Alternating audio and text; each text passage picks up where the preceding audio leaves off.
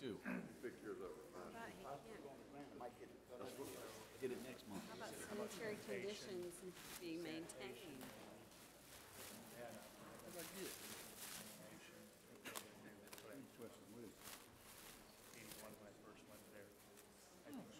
Good afternoon, everyone. The meeting will come to order. Ms. Griffith, would you please call the roll?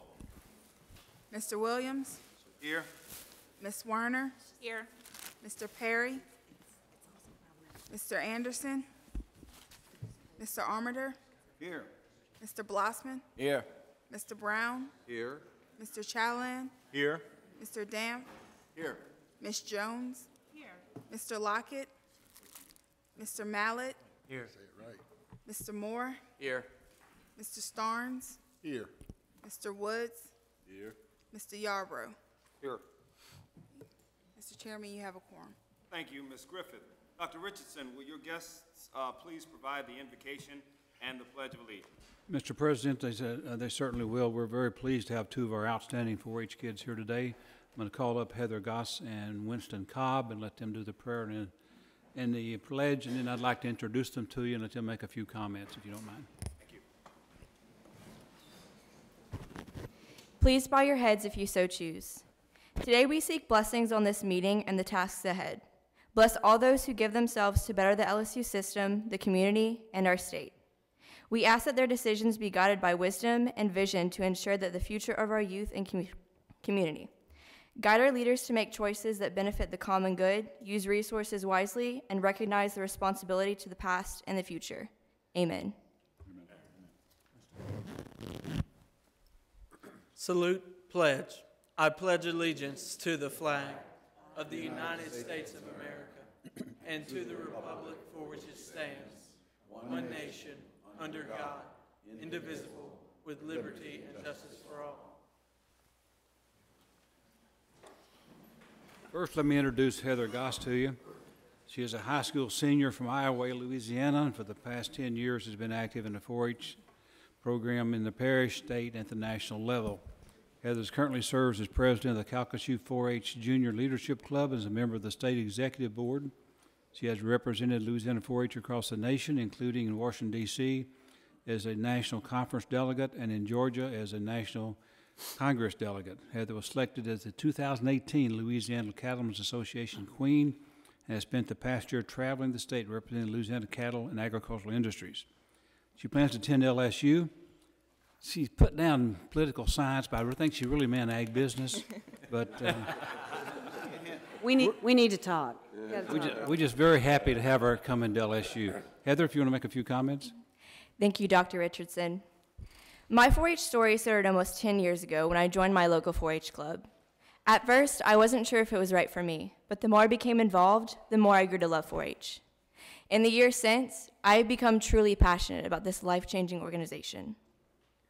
My experiences in parish, state, and national 4-H have helped me to develop skills that I will use throughout the rest of my life. As both a past fashion board member and a current executive board member, I have made unforgettable memories while learning valuable leadership skills. Last April, I was given the opportunity to attend National 4-H Conference in Washington, D.C. While at conference, I presented a speech to the House of Representatives and met with Louisiana's congressional representatives. This trip allowed me to make connections with 4-Hers from across the country and helped me to discover my passion for politics and government.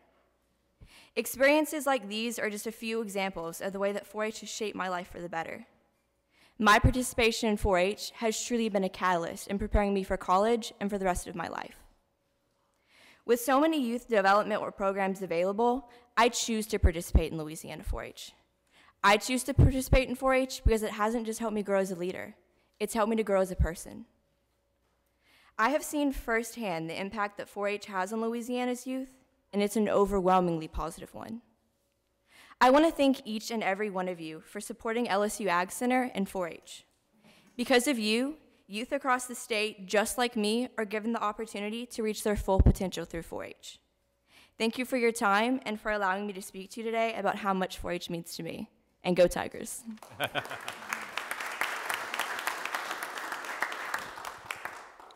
Next is Weston Cobb. He is a senior at Walker High School and has been 4-H since the 3rd grade.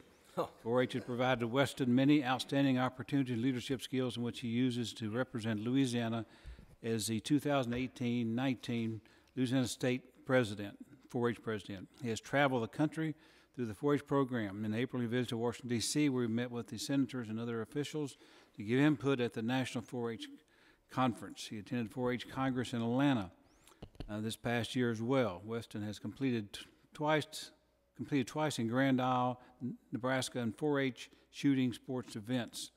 Agriculture plays a large role in his life. He raises and shows beef and dairy cattle on his farm in Pine Grove. He owns a herd of gray Brahma and Brayford cattle. He's planning on studying agribusiness. He and I are talking about this last sentence. He says, at a university to be determined. He is now on my list. I am his new best friend. Weston? Well, good evening. Like Dr. Richardson said, my name is Weston Cobb, and I'm a 4-H member from Livingston Parish. My 4-H story begins on my family farm in St. Helena Parish. In the 3rd grade, I began showing livestock and absolutely fell in love with it. Cattle have always been an important part of my life. Showing livestock and participating in 4-H taught me many traits that I will never lose, such as responsibility and respect. Eventually, showing livestock led me to get involved with other roles in my school club and leadership roles. In 7th grade, I became involved with my parish's junior leader program. This program was amazing because it allowed me to interact with 4-Hers, both younger and older than me. In the 9th grade, I decided to take my leadership to the state level. I applied and was accepted to the Louisiana 4-H Shooting Sports Ambassador Board, and later that year, on a split-minute decision, decided to run for the position of on the Louisiana 4-H Executive Board as the Southeast Regional Representative. This decision was the best decision that I ever made. The following year, I decided to run for state vice president, and I fell in love with the leadership that the executive board offered. As vice president, I was supported in leading and organizing an entire conference the following March. After that conference, I knew state president was a goal that I would work hard to achieve. In June 2018, that goal was fulfilled as I stood on the stage and became the 2018-2019 Louisiana State 4-H President. Today, as I continue to show livestock, participate in Junior Leader Club, and serve as Louisiana 4-H President, I reflect on the things that I've learned. Without 4-H, I would not be the agriculturist I am today. I would also not have the honor of speaking in front of this group. Without 4-H, I would not have experienced the opportunity to travel across the country representing Louisiana 4-H.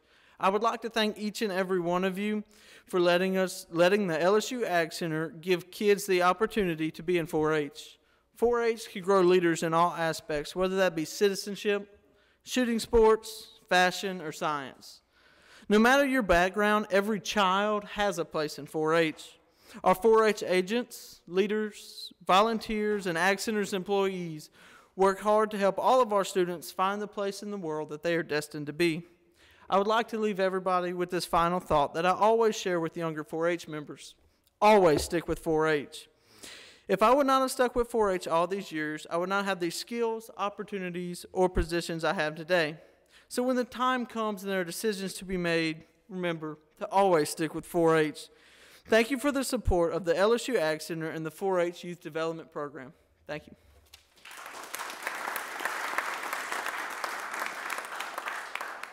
You still have one semester left to change your mind, because Mississippi State is a long way. He's going to change it for the first of the year. We're already working on him. We'd like to introduce our faculty representatives today.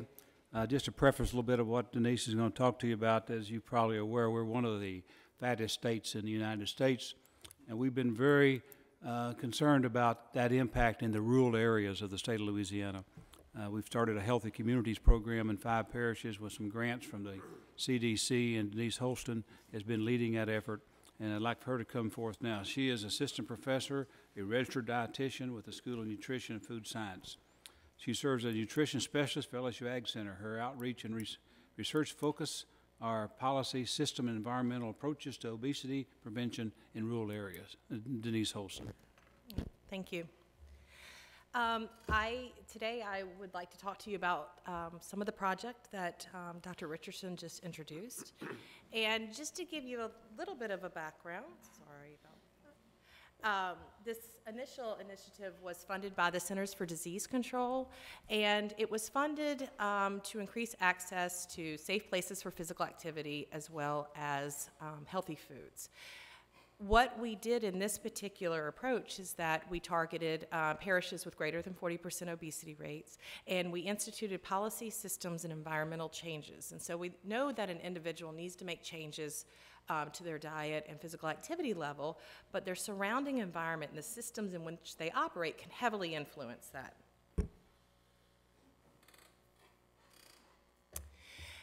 This project used a community participatory approach, and what that means is the community members are engaged in every single aspect of the decision-making process on this project. And the reason we did a community participatory approach is that it leads to sustainability. A lot of interventions will fail if they don't resonate with the community or if the community is not involved. Some of the interventions we did were to change the nutrition environment as well as the physical activity environment. And some of the activities here we did, such as community and school gardens, developed farmers markets, healthy retail in the stores. We did stencil projects to create play spaces where they had no parks, park revitalizations, developed community complete streets, which you don't usually see in rural areas, as well as fitness classes, even in the library. The next couple of slides I'm going to show you are actual interventions, or examples from our target parishes. All of our target parishes were rural, and that's usually where you have the heaviest burden of obesity and lack of access to healthy foods. So this is St. Helena Parish. They had a stagnant farmers market, and so what we did with our community coalitions is we worked with them to revitalize the farmers market. We worked with the farmers to get them to come to the farmers market and sell their goods. They also accept SNAP benefits as well as WIC benefits. So we have increased access to some of those lower income populations so that they can eat the healthy foods. The next example I'm going to show you is in Madison Parish, and so way up north. This is called the Slab, which was a park that was up against a community housing as well as a school. And what we did was this had a high crime rate. We trained the community members on something called CPTED, Crime Prevention Through Environmental Design. We made improvements to their park. We started having regular events there, which they continue to use with volleyball and basketball. And we created play spaces for the children. Another example comes from Madison Parish, and this is kind of similar to all of our grocery stores, is that we worked with all the local grocery stores to show them how they can promote the healthy foods and how they can market those foods as well. And so one example here is from Doug's Market in Madison Parish. He instituted a healthy checkout aisle, which only has 100% fruit juice, fruit parfaits, granola, as well as no candy or anything on the checkout aisle, so it's a little bit easier for parents. You can also notice that we have in-store marketing to direct people to healthy choices, and we do food demonstrations so they can taste the healthy foods. The next thing we did was we partnered with the Center for Planning Excellence here in Baton Rouge, and we brought the complete street movements to rural areas such as Tensall, Madison, St. Helena, and we did demonstration projects. And this allows the community to see what could happen if they make simple tweaks to their environment, such as crosswalks, and therefore we're creating a more active living environment for these particular communities. You're probably wondering right now, what is the impact? What are the outcomes of this? And so what this particular project does, is this was a 3-year project, is that we've worked with the communities in the different sectors to implement policy systems changes. So it's a longitudinal study. The next thing we're moving into is the CDC 1809 high obesity grants with the same original parishes plus some additional ones. And we're doing higher level food systems and physical activity systems work. By the end of this project, which lasts till 2023, this is a $5 million project, we should see some changes in individual level behaviors and outcomes such as BMI. But right now we're focusing on changing that environment in which they live so the healthy choice becomes the easy choice, and then we should see some improved health outcomes. thank you for giving me this time today to share this amazing story with you. And if you have any questions, my contact information is listed on the slides. Thank you.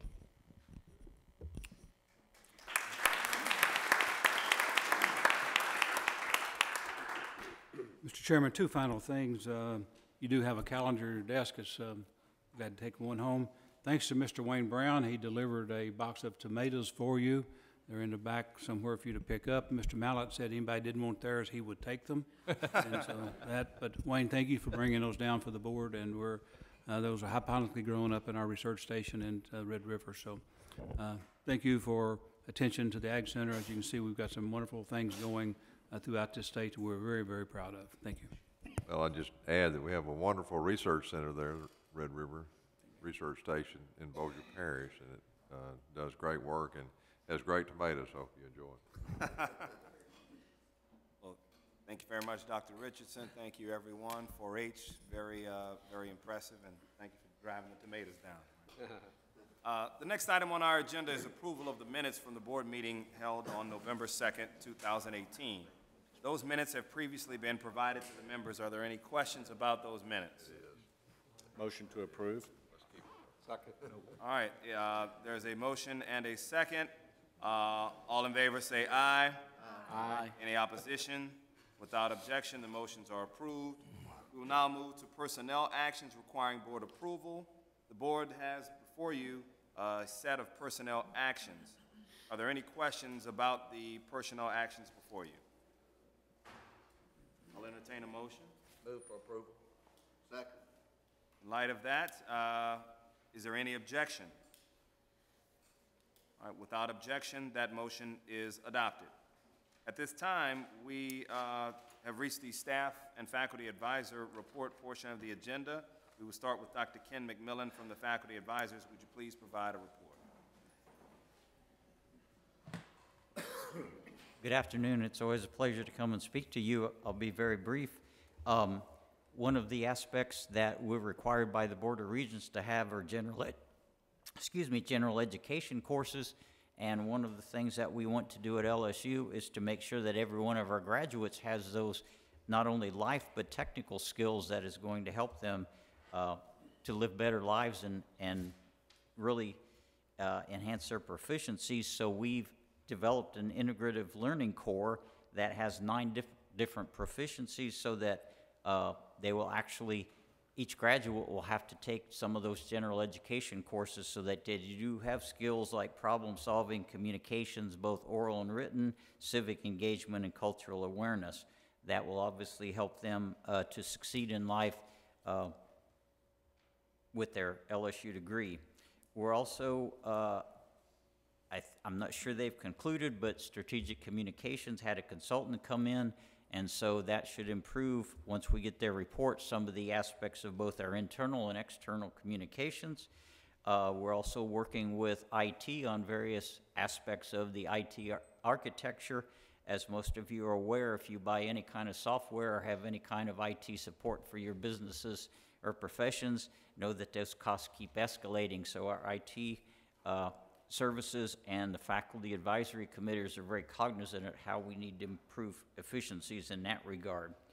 Last but not least, I take that back because some of the aspects of the architecture that we have for IT, obviously Workday continues to be tweaked so it makes it more responsive to our employee, faculty, and staff and student needs.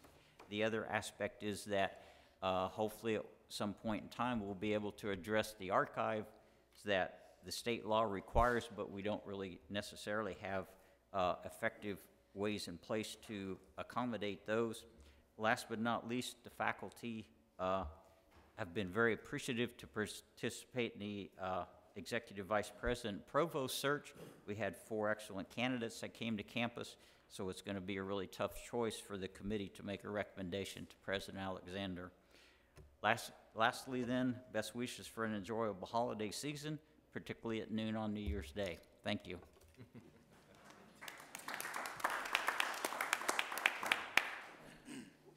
Thank you very much. At this time, would Tammy Millick? Tammy's here. Oh, I didn't see Tammy's her. here. Okay, sorry, you were hidden behind me. Tammy Milliken of the Staff Advisors, would you please provide your report? Thank you.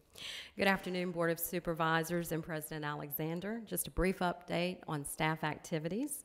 I have been notified that in response to our resolution, Academic Affairs is drafting some preliminary policy language to address protocol for the death of an LSU employee.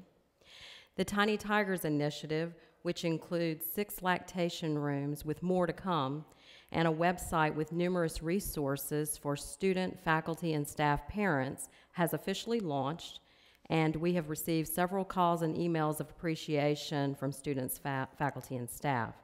This committee of staff and faculty members will continue to meet, and we expect this initiative to grow in 2019 with even more programs to launch. Staff Senate also recently met with the Foundation to discuss ways in which we can support the capital campaign, and also to discuss the establishment of a fund for educational and professional development for staff, which is much needed. Ken McMillan and I sent a joint email to more than 250 faculty and staff veterans on Veterans Day to thank them not only for their service to our country, but their service to LSU. It's also been such a pleasure to serve as a member of the Provost Search Committee. The caliber of the 4 finalists prove that this Research One Land, Sea, and Space Grant flagship university is a place that people want to be because they recognize the bright future ahead of LSU. We just recently ended our Candygram sale, 750 sold across campus, and that money will go into the scholarship fund to assist staff members who are pursuing a degree at LSU with fees. We also recently held Holiday on Campus, where more than 500 students, faculty, staff, and their children attended this event in the Student Union. Through their donations, we had 86 pounds of food and 54 new gifts donated to the LSU Food Pantry and Toys for Tots.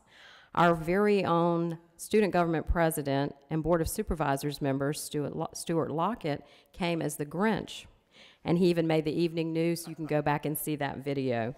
This is a wonderful LSU holiday tradition that we want to continue. I'd also like to congratulate the 13 recipients of the LSU Foundation Staff Outstanding Service Awards, and also to let you know that Sarah Temple has been put on the 2019-2020 Association for Higher Education Sustainability Advisory Council, which is a national board.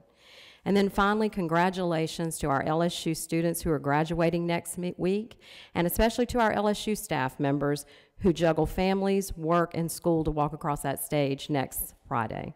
I wish a Merry Christmas and Happy New Year to all of you and your families. Thanks. Tammy, thank you.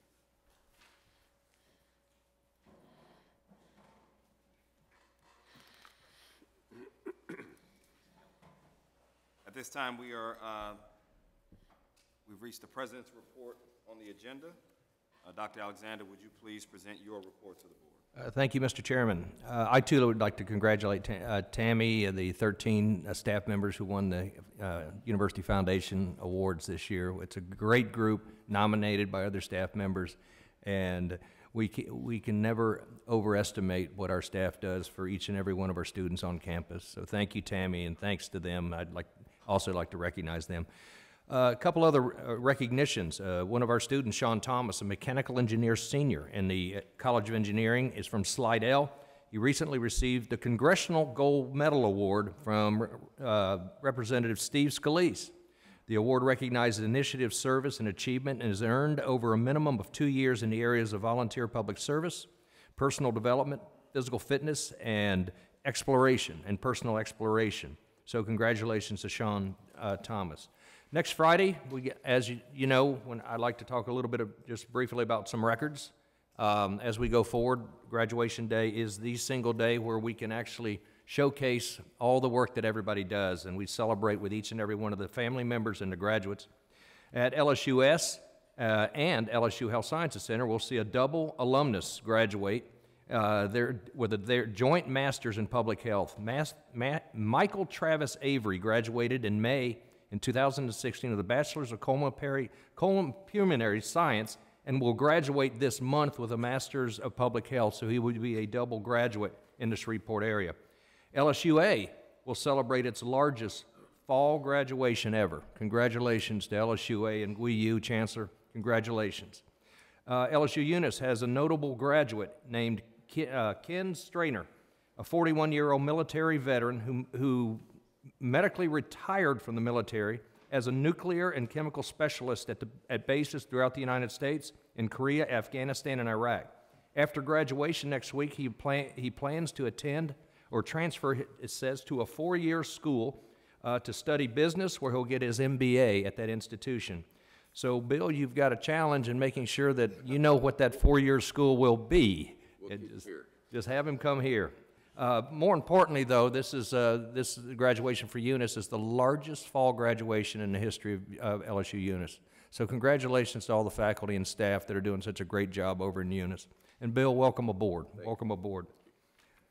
The flagship graduations will be on Friday of this week. On track, the flagship is going to be graduating its largest fall LSU class in history in the fall.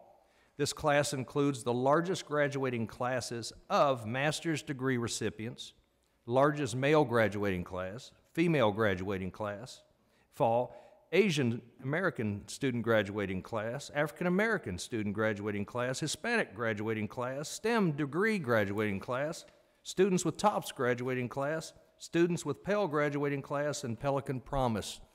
A lot of Pell students that are graduating. So a lot of records are being broken each and every day by our faculty and staff, and that's a great thing to celebrate, and we'll be celebrating it here, and we appreciate all the Board of Supervisors who will be all over the state at many of these graduations. They truly are a real landmark for what we do here and what we do well and will continue to do here at LSU. 4 faculty members were named to the Fellows of the American Association for the Advancement of Science, AAAS, the world's largest general scientific society. Prasanta Chakrabarty, Associate Professor in the LSU Department of Biological Sciences and Curator in the Museum of Natural Science. If you haven't been to our Natural Science Museum, to go down and see just the treasure trove of specimens that we have, from creatures under the sea that have never been discovered to the largest collection of canaries and birds in the world that people come from all over the world to see. You really, truly need to go over to the Natural Science Museum that we have there. Ann Grove, the Gregory Canterbury Burns Professor in the Department of Biological Sciences, was also selected. Kyle Harms, Professor in the LSU Department of Biological Sciences, and Wayne Newhauser, and Charles Smith, he is the Charles Smith Chair of Medical Physics, Professor and Director of the LSU Medical and Health Physics area. All of those deserve significant recognition for their achievements. Additionally, LSU has a number of noted faculty on the world's most cited list that are referred to by professors and faculty all over the world. On 2 separate instances, LSU faculty from across our family, all of our campuses, have been acknowledged as the most cited scholars in the world. Dr. Stephen Hemsfield, professor at Pennington Biomedical. Dr. Claude Bouchard, also the Boyd professor, and he is a professor at Pennington Biomedical. Dr. Neil Granger, Boyd professor emeritus at LSU Health Sciences Center in Shreveport, and Professor Paul Frick, the Royd Crumper Memorial Chair and Professor of Psychology on the flagship campus, have all been referred to and cited and received the award of being the most cited among the most cited professors in the world. Recently, our BRAC here in Baton Rouge, the Chamber of Commerce released a report that shows the number of invention disclosures by our university submitted by our LSU researchers.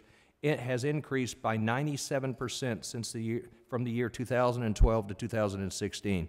If you remember, 5 years ago, we embarked on this project, and this board played a vital role in making sure that funding went into the disclosure area. And we've had a 97%. Now, what this means is that we've also seen a 129% increase in the amount of patents that we have produced from our faculty during the same period of time. This now places LSU among the top 100 worldwide universities in granting patents. And that's a remarkable achievement. Now, we just need them to hit the marketplace. Once that happens, it's a benefit to everybody, and that's the whole purpose of this. The LSU rate of increase has outpaced the average among Southeastern Conference universities and is among the leader in Southeastern Conference universities in invention disclosures received, new patents applications filed, and patents issued by the U.S. Patent Office. That's indeed a great statistic and a great accomplishment on behalf of all of our campuses. And finally, I'd like to, since many of our board members perhaps they weren't here when this report came out, every 5 years we do an economic impact study, and this economic impact study really shows the power and the importance and significance of LSU to our entire state. And we will be pushing this to our legislature, and we'll be pushing it in every community that we get into, and to every one of our political people in both Washington as well as the state. And if you'd put the PowerPoint up, we're putting extra copies of this the economic impact study. This was done, once again, it's done every 5 years because it doesn't change that much annually. But the difference between 5 years ago and this actual report was a difference in about $3.4 billion in economic impact, and the number you will see now, which is the economic impact annually of LSU on the state. Go ahead. So, the first one. That's the last one, I guess. Okay. For the flagship campus alone assesses brings $2.8 billion in economic output to the Baton Rouge area and the surrounding area. That's also not including the $815 million in additional earnings because of degrees granted between that of if indeed those individuals did not have degrees. And in the Baton Rouge area, the flagship campus brings 18,700 jobs to this area. Next, please. On our other campuses, LSUE brings $104.3 million in economic impact, $22 million in additional earnings, and provides 655 jobs in the Eunice region and the Eunice area. LSUS provides $87.5 million in economic impact, $30 million in earnings, in additional earnings to that impact, as well as 807 jobs in the Shreveport area. LSUA, $84.5 million in annual economic impact, $21 million in additional earnings differential that we bring to the community of Alexandria, and 640 jobs to Alexandria and the surrounding area. Next, please. At our medical schools, our health center in New Orleans brings $1 billion in economic impact to New Orleans and the surrounding area, which also, in addition to that, brings $562 million in additional earnings into New Orleans that would be in other places if indeed those individuals were not working at our medical school in New Orleans. And 12,588 jobs in the New Orleans and New Orleans area are directly attributable to the New Orleans Medical Center in New Orleans. In Shreveport, we bring 595, our health center brings $595.4 million in economic impact, and in addition, $310 million in additional spending earnings that are spent in the community, and 4,608 jobs to the Shreveport-Bossier community. And I think Board Supervisor Brown would certainly know the importance of the economic impact of the medical school in Shreveport and the region. Next, please. Pennington Biomedical and the Baton Rouge, the flagship, that was the flagship point, but Pennington brings $106.3 million in economic impact, $42 million in additional earnings that are spent in the community, and 780 jobs to the Baton Rouge area. The Ag Center, which is in every parish of the state, brings $230 million in economic impact throughout the state, $100 million in earnings, and that's an additional earnings to each parish in the state, and over 2,000 jobs throughout the state and in every parish of the state. Next, please. The total that LSU brings to this state annually is $5.1 billion. This provides the state, for every dollar that is invested in LSU, the return has gone up now to 13 and a quarter for every dollar, $13 for every dollar that the state invests in the university.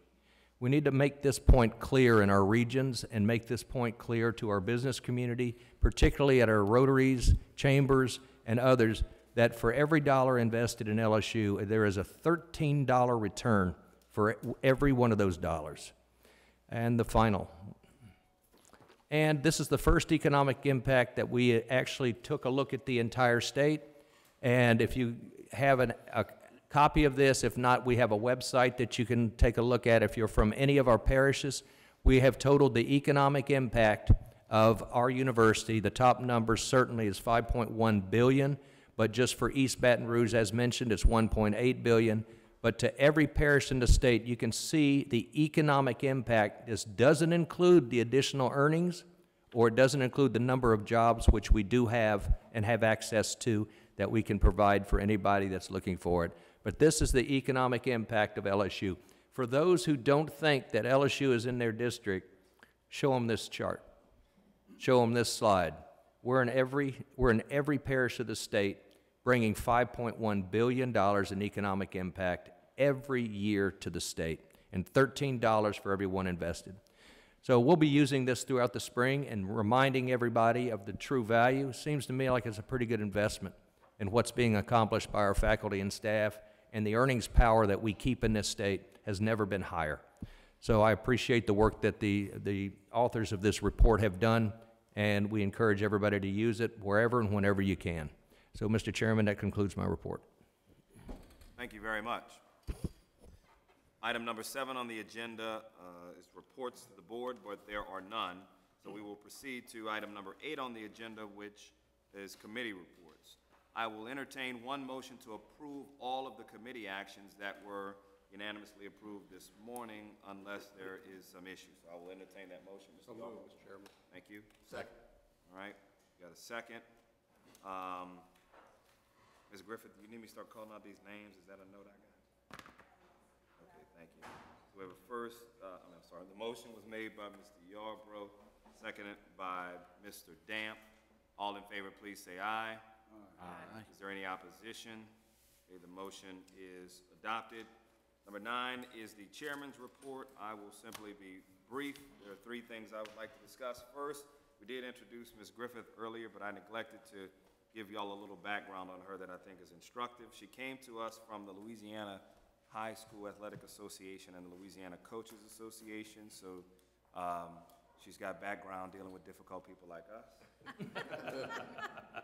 She is also a 2012 graduate of LSU's A&M campus, and so we're proud to have one of our own back helping us out in this capacity. The second thing I'd like to discuss is last night we had an opportunity to fellowship with the Southern University Board of Supervisors. We had a joint dinner between our boards, which also included our president, King Alexander, and their president, Ray Belton. It was a wonderful time. All of us really had a good time fellowshipping with them. But it wasn't just to fellowship and get to know each other. It was also to share ideas, collaborate, and work together so that we can be stronger for higher education in the state of Louisiana as a whole. So I thought it was a very positive experience that is going to produce a lot of very positive collaboration in this city and state. The last thing is today, I will underline our university laboratory school is in the state football championship today. That game is at 3:30. Again, as the king said. That game is today at 3:30, and that school is a very important part of the campus overall, and we look forward to continuing to work on that. So we are glad to announce that they're in the championship today, and we wish them luck. Happy holidays to everyone, my colleagues on the board, President Alexander, and the staff and faculty, and everyone, and we hope this is a joyous and safe holiday season for all of you. Our next meeting, I'm very happy to say, will be January 25th, 2019. I can't believe that's here. In Shreveport. So we will be in North Louisiana for our next meeting. I don't think we've been in Shreveport for a meeting for a while, so I look forward to that. There's nothing else that I have. At this time, I would entertain a motion to adjourn the meeting. So it is moved by Ms. Jones, and second is by Ms. Werner. Is there any objection? Hearing none, the meeting's adjourned.